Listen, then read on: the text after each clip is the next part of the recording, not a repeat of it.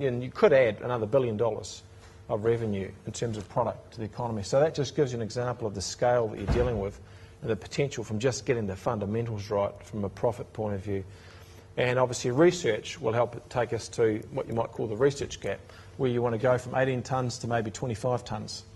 And that is the research gap, and that's where a lot of the tools that have been developed need to help us in the future.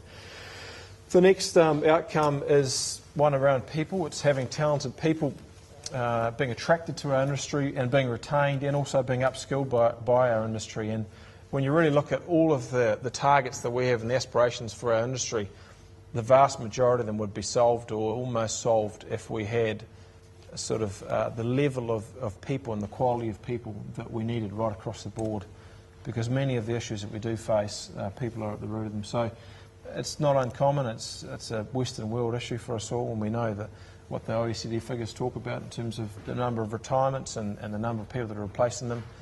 It's not just a supply issue, it's a quality issue as well for us, and we have to work very hard on that. Thirdly, and I would argue this is probably our most important outcome, because when it all boils down to it, we need to be competitive in the long run in terms of an industry. And so this outcome is about having an internationally competitive milk supply that does maximise returns back to farmers.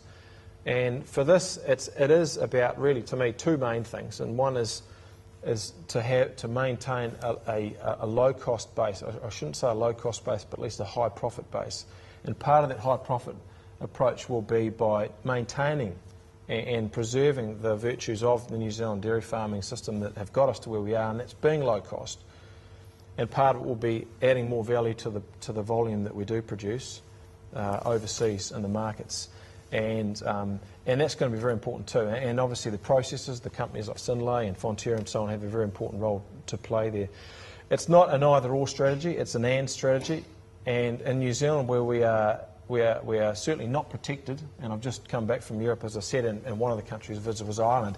Now they are going as hard and fast as they can towards trying to replicate our system of old in terms of having a low-cost system, because they know that when the direct payments come off and the quotas come off, they want to be a food basket for the rest of Europe.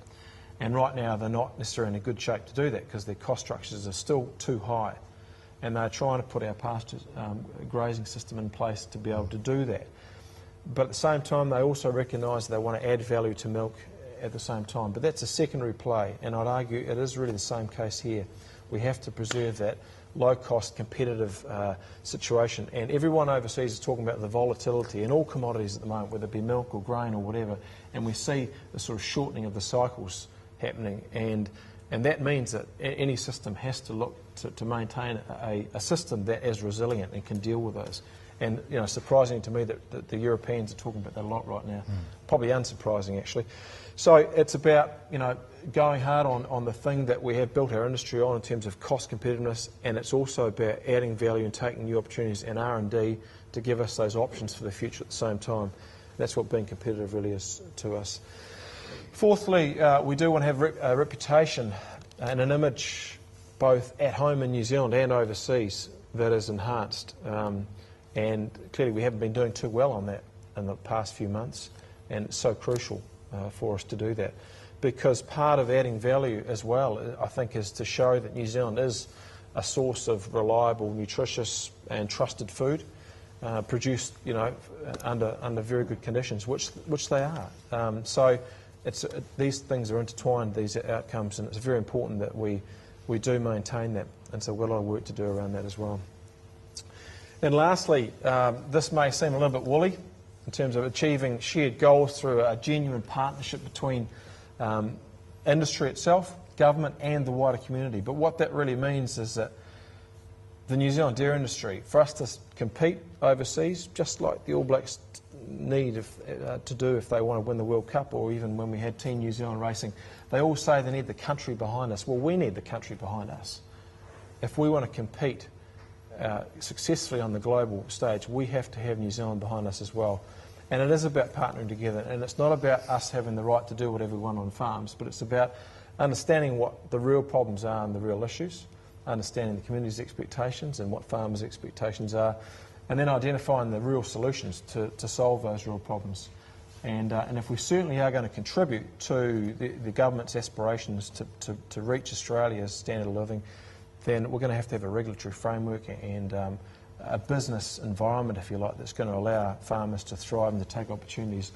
But at the same time, we need to be able to reduce our footprint in doing so, and we know that. So it's not a small challenge by any means.